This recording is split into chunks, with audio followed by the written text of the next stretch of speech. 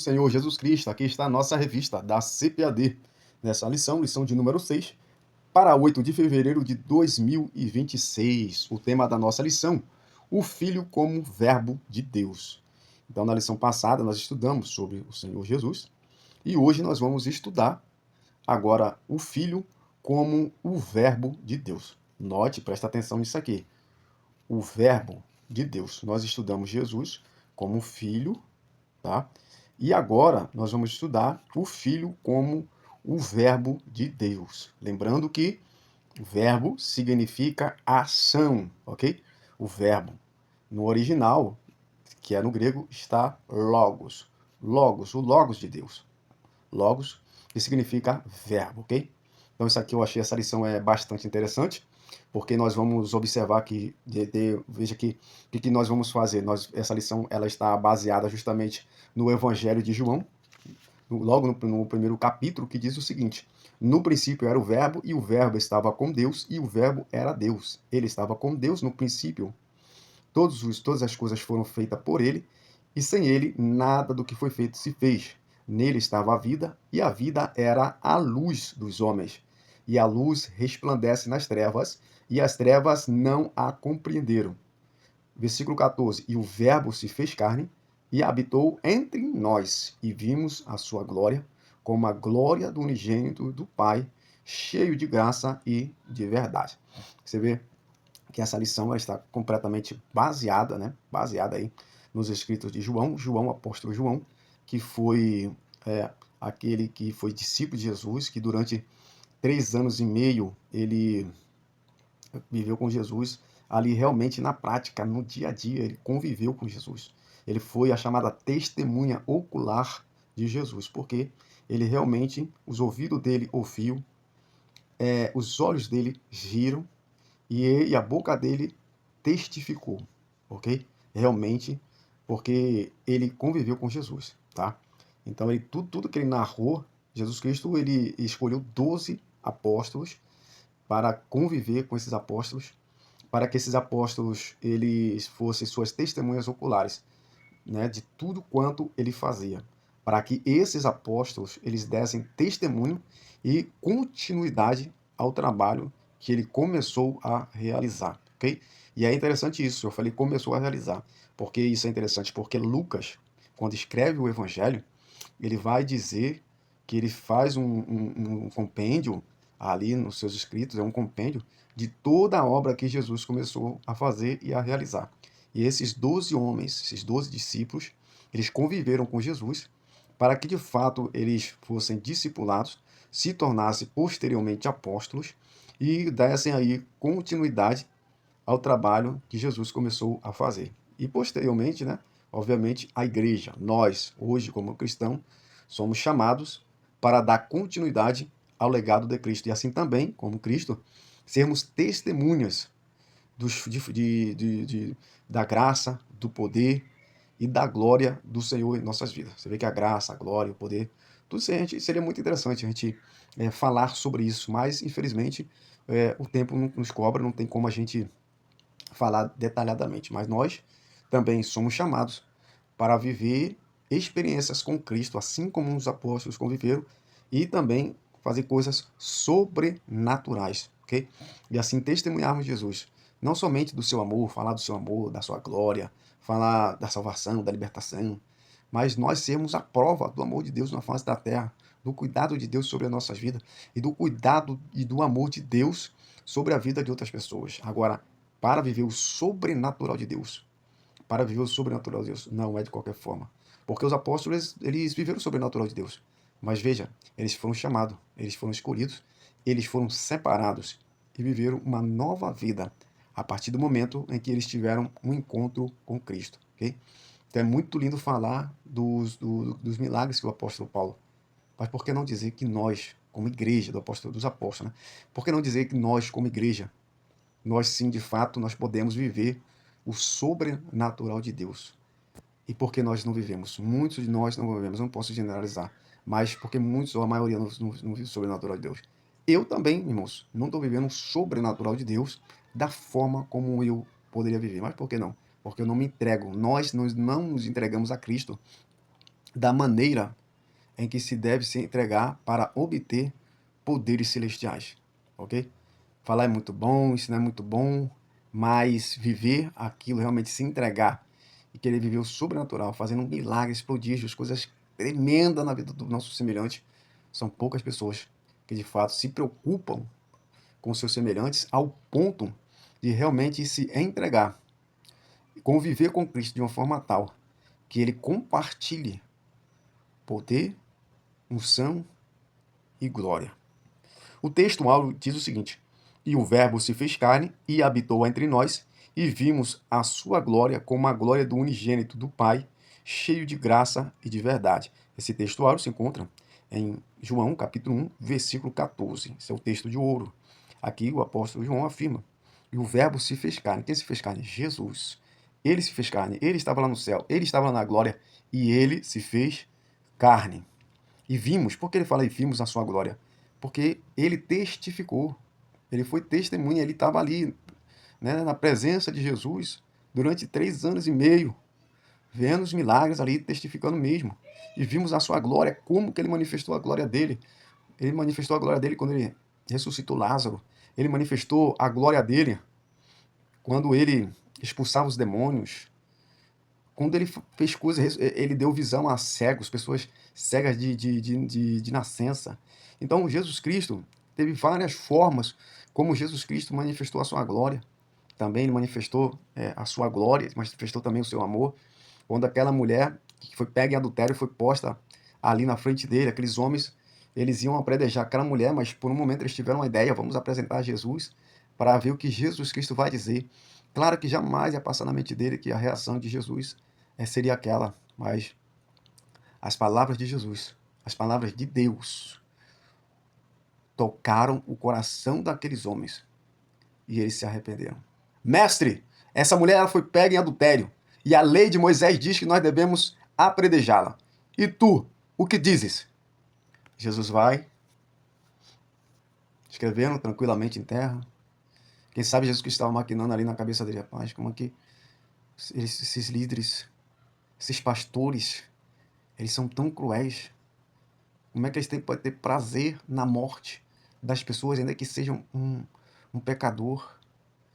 Como pode isso? E Jesus Cristo responde para eles: quem não tem pecado, atire a primeira pedra. O mais velho, o texto diz que o mais velho, que estava com a pedra na mão, um ancião, jogou a pedra no chão, derrubou a pedra no chão. Todas as outras pessoas jogaram a pedra no chão. Irmãos, o único que não tinha pecado, que pela lei poderia atirar a pedra, era Jesus. E ao contrário do que ele faz, do que se faria naquela época, dele como mestre pegar mais uma pedra e ser o primeiro a atirar, ele livra aquela mulher da morte. E eu vou dizer por que ele não tem pecado, ele não tinha pecado, ele falou em João 8, se eu não estou enganado, versículo 58. Quem me convence de pecado? Jesus não teve pecado algum. Jamais quis matar um pecador, destruir um pecador. E aqueles homens ali quiseram matar aquela mulher. Mas, irmãos, quando a palavra ela vem de Deus, ela tem feito. É por isso que nós, como professores, como pregadores, palestrantes, homens e mulheres de Deus, vasos na terra, nós temos que ter realmente Jesus, a palavra de Deus em nossas bocas, nos nossos lábios. Jesus Cristo não entrou em debate, não entrou em briga, não entrou em discussão. Não, não, não. Foi uma palavra certeira que atingiu o coração daquelas pessoas. Por isso que ele é Deus. Ah, mas nós não somos Deus. Deus que fala por meio de nós. Verdade prática. Jesus Cristo, o Verbo eterno, é a revelação plena e visível de Deus ao mundo, manifestando graça, verdade e glória. Eu acredito, irmãos, que essa verdade, o título, eu sei que às vezes é bastante difícil, né? Mas na sala de aula, mas seria tão importante a gente refletir um pouco, como eu reflito aqui, sobre o título, sobre o textual e sobre a verdade prática. É muito importante isso. Na verdade, seria muito importante também meditar na leitura bíblica em classe. Às vezes são assim, coisas assim corridas, né? Que geralmente nós, professores, na escola bíblica dominical, nós lemos rapidamente o título, o texto áureo, a verdade prática, fazemos a leitura em classe, mas nós não damos a devida devoção e atenção e reflexão sobre esses itens, ok? Que antecedem aí a introdução, ok? Não, mas seria muito importante. Aqui é uma verdade prática. O que é a verdade? Prática é a verdade que real, verdadeira. Que se deve praticar, que se deve acreditar, que deve se estar dentro do coração, uma compreensão é, plena, né, daquilo que estamos aí estudando. Então, a verdade prática diz que Jesus Cristo, o Verbo eterno, é revelado, é a revelação plena e visível de Deus ao mundo. É interessante isso, porque você vê que Jesus Cristo, ele não se deixou, Deus, melhor dizendo, desculpa, nunca deixou que ninguém visse a sua face. Nunca ninguém viu a sua face. Porque não tem como o homem ver a face de Deus e ele sobreviver depois. Isso aí diz as Escrituras, não tem como. Então o homem, ele não pode ver a face de Deus. Irmãos, mas aqui diz o texto sagrado que ali, o Jesus Cristo, ele foi a revelação plena e visível de Deus ao mundo. É interessante você imaginar isso, Deus aqui no mundo. Deus andando nesse planeta, uma forma humana, corpórea.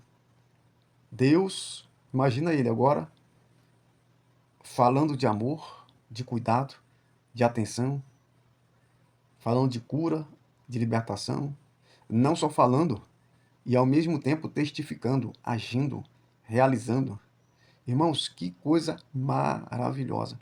Jesus, o próprio Cristo, ele foi a visão, a revelação plena e visível. Deus, ele se revelou ao mundo. O mundo queria tanto ver Deus, tanto ver Deus.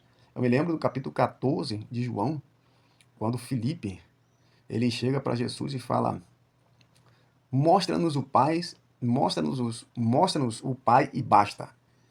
Filipe pediu para Jesus para ver o Pai. Aqueles homens queriam ver o Pai.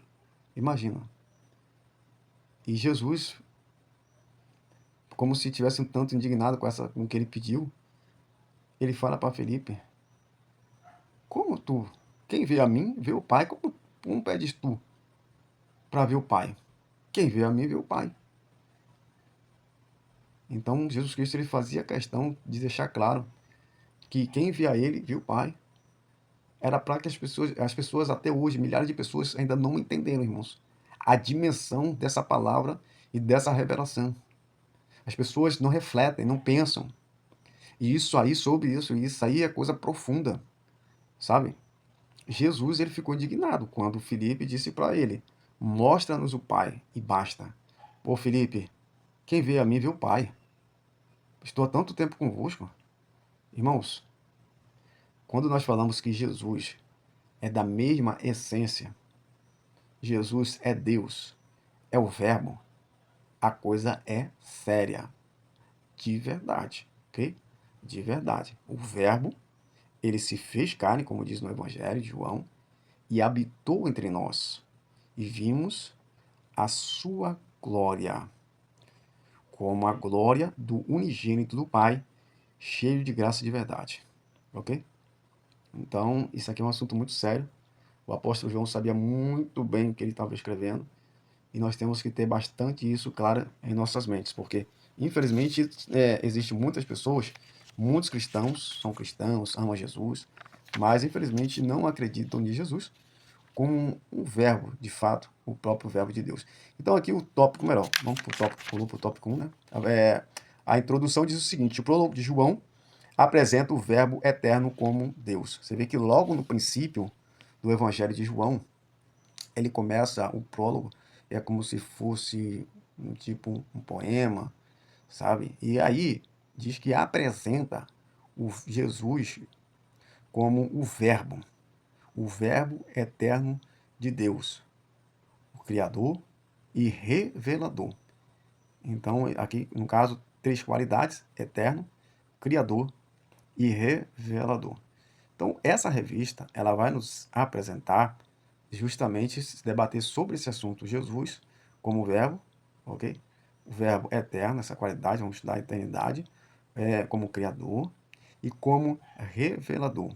Então, ele foi a revelação plena e completa da glória do Pai. Então, nós não temos dúvida disso, já debatemos sobre isso, que Jesus, ele foi a revelação plena do próprio Deus na face da terra, ok? Vamos lá, o verbo, tópico 1 da revista, diz o seguinte, o tópico 1, o verbo como Deus eterno. No subtópico 1, diz o verbo preexistente. Então, nós temos aqui, nesse tópico 1, o verbo como Deus eterno, e esse tema, no caso aqui, esse tópico, ele vai procurar, no caso aqui, estudar e defender a tese de Jesus como o verbo eterno, ok? Como o verbo de Deus eterno. Então, o tópico 1, subtópico 1 diz o verbo preexistente. Nessa questão, nesse subtópico, vai demonstrar que Jesus, ele é um verbo pré-existente. Ele é preexistente. O que significa isso? Que ele existiu antes da criação do mundo, ok? E que ele estava ali com Jesus, com Deus, no princípio. Por isso que está se destacando aqui as palavras de João, a expressão no princípio, que aqui no caso aqui o autor diz o verbo como Deus eterno, ok? Então nós vamos destacar aqui, estudar agora nesse tópico 1, Jesus no caso, o verbo como Deus eterno. Então vamos ver ele como um Deus eterno. O subtópico 1, o verbo vai demonstrar que ele era, como verbo eterno, ele era preexistente, ele é uma pessoa distinta, e o 3, ele é da mesma essência do Pai. Então, para entender esse tópico, nós temos que entender que Jesus, que o verbo como Deus eterno, ele era, a isso tudo de acordo com base nos escritos de João, vamos ver que ele era preexistente, ok? Que ele é uma pessoa distinta, ok? Uma pessoa distinta. E também que ele é da mesma essência do Pai, ok? Então, nesse subtópico aqui, no caso, vai demonstrar ele na sua preexistência, de acordo com as palavras escritas pelo João, que diz que no princípio era o Verbo, e o Verbo se fez Deus. Então vai demonstrar que desde o princípio ele existe ali com Deus, é uma coexistência, ok? E tudo quanto foi feito foi por ele, e sem ele nada do que se foi feito se fez. Ou seja, é muito forte essa palavra porque está demonstrando que sem Jesus nós nem existiríamos. Está demonstrando João que Jesus ele não foi somente responsável pela nossa salvação, ok? Mas ele foi responsável ou é responsável direto também pela nossa existência. Sem ele, nada do que foi feito se fez. Então, ele existia antes mesmo de nós existirmos. E a sua pré-existência foi que trouxe à existência o planeta e nós, os seres humanos, como um todo, ok? Então, subtópico 2 diz o seguinte: o verbo como uma pessoa distinta. Qual é a função agora desse subtópico? É demonstrar que Jesus, ele é uma pessoa distinta. Gerson, mas como assim? Uma pessoa distinta? É uma pessoa bonita, uma pessoa alta, uma pessoa educada? Como assim uma pessoa distinta? Está demonstrando o seguinte: que Jesus Cristo era uma pessoa. Você tem que prestar bastante atenção nisso aqui, ó. O verbo, ou seja, Jesus, como uma pessoa distinta. Então, interessante é isso aqui, ó. Pessoa, ok? Que é justamente essa questão aqui de pessoa é que distingue umas das outras. Pessoa pensa, pessoa tem personalidade, pessoas têm sentimentos e têm emoções. Significa que ele é uma pessoa distinta, assim como Deus e como o Espírito Santo. Ou seja, apesar de ser um Deus triuno, de ser uma trindade, cada um deles é uma pessoa, ok? Cada um deles é uma pessoa. Tem os seus pensamentos, tem os seus sentimentos, tem as suas emoções, ok?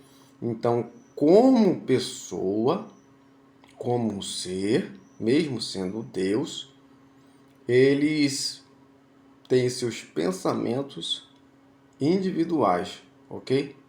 Então, ele é uma pessoa distinta.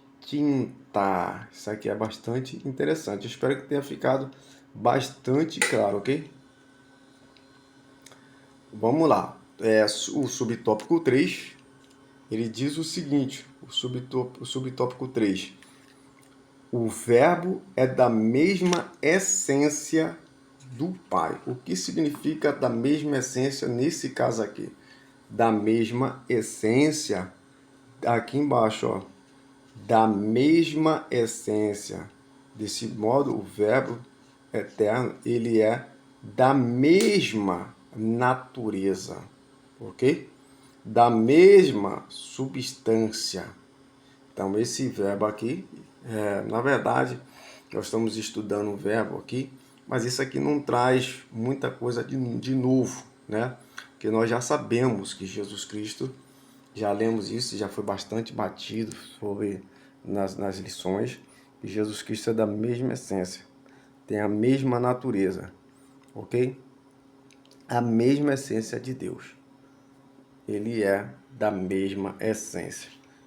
Então vamos lá agora para o tópico de número 2, que diz o seguinte: o verbo como criador. Então nesse tópico aqui nós estudamos, no caso, o verbo como Deus eterno, que ele existia antes, né, da criação do mundo, é um verbo eterno, e agora nós vamos ver ele como o verbo criador. Como verbo criador, ele foi o agente da criação, ele foi a fonte da vida, ele foi a luz do mundo. Então você tem um tópico, o verbo como criador, e aqui você tem, para defender esse tópico aqui, os subtópicos, ok?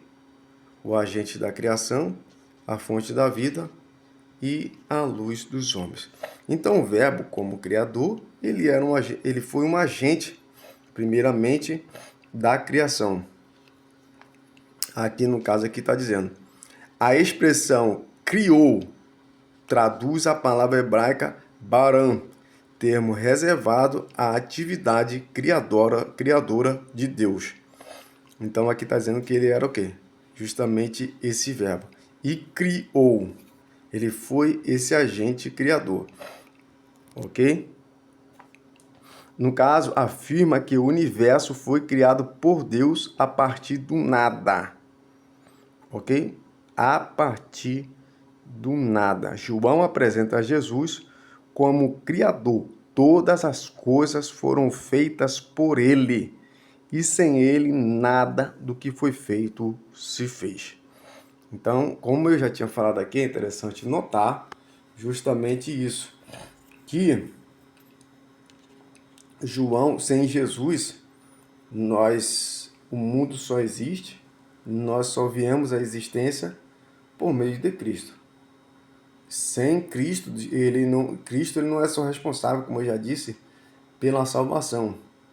mas ele é responsável direto também pela nossa existência, ok? Nós só existimos por causa de Jesus. Todas as coisas foram feitas por ele. Aqui, ó, o agente da criação. Todas as coisas foram feitas por ele e sem ele nada que se foi feito se fez. O que significa isso aqui, agente da criação? Todas as coisas foram feitas por ele e sem ele nada do que foi feito se fez. Tópico 2, subtópico 2, melhor dizendo, subtópico 2, a fonte da vida. Então, João, o apóstolo João vai dizer, ou enfatizar com clareza que nele estava a vida, referindo-se ao Verbo eterno, Jesus Cristo. Essa declaração revela que o Verbo é a fonte absoluta e originária de toda forma de vida, tanto física quanto espiritual e eterna. É interessante notar que toda a vida que existe, ele é a fonte. Ele é a fonte. Sem ele não haveria vida nesse planeta. Irmãos, não sou eu que estou dizendo, é a própria palavra de Deus, demonstrando autossuficiência. A Bíblia demonstra autossuficiência do Verbo, ok? Que é, no caso, uma característica específica da divindade. Jesus não depende de nada. Tópico 3, subtópico 3, a revelação do Pai. Nós temos então aqui o tópico 3, o verbo como revelação do Pai. E aí nós temos 3 subtópicos para defender esse tópico. Primeiro subtópico, Jesus então como a encarnação do Verbo.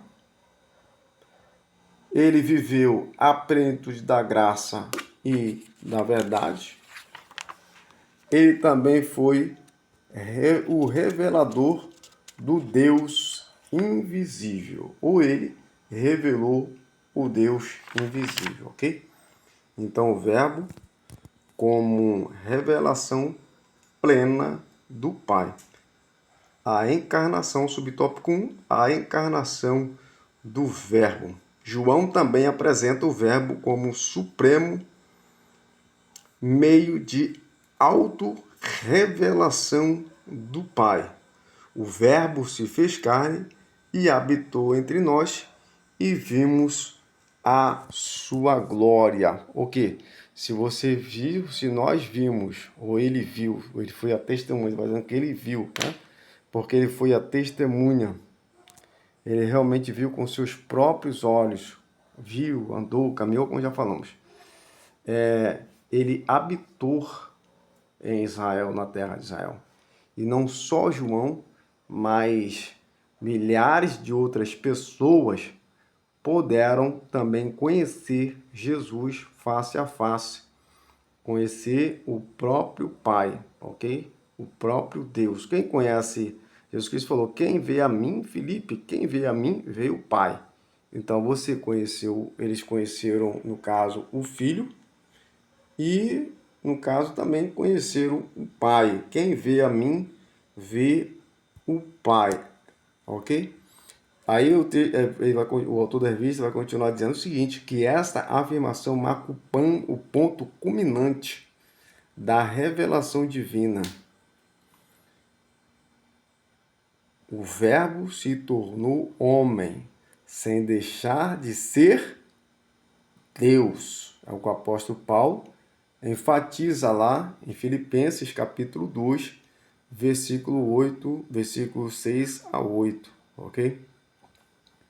Então, o Verbo ele se tornou homem, e não apenas se tornou homem, como ele se tornou homem e servo de Deus. Mesmo ele sendo o Verbo, sendo Deus, ele veio na face da terra e ele encarnou, ele habitou entre nós, entre os homens, ok? e não, mas nunca deixou de ser Deus.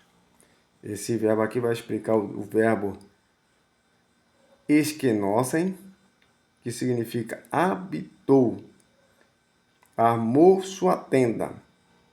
Essa alusão, de acordo com essa revista, faz alusão ao tabernáculo de Deus. Aí Deus, desde o Antigo Testamento, que Deus mostrou a sua vontade de estar entre os homens, de conviver com os homens, de estar entre nós e futuramente de estar, havia a previsão de ele estar dentro de nós. Quando é construído ali o povo de Israel, os hebreus, eles vão para a terra de Canaã, ali, ou melhor, antes da terra de Canaã, na terra do deserto, o tabernáculo ele foi construído, né?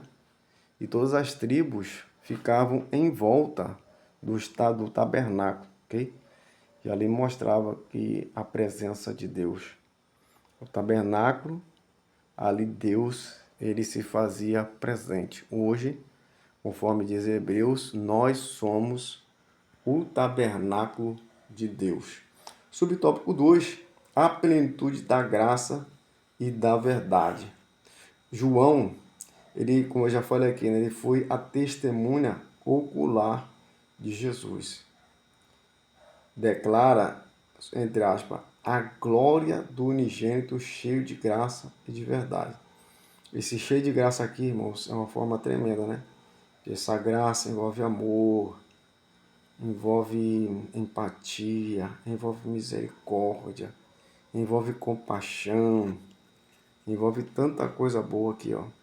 Ele se revelou aqui, ó, cheio de graça e de verdade. A sua palavra, né? Ele sempre falou a verdade para o bem dos homens, para a salvação dos homens. A palavra glória, do grego doxa, remete ao conceito de que Shekinah, que já é uma palavra, no caso aí, hebraica, né, dos hebreus.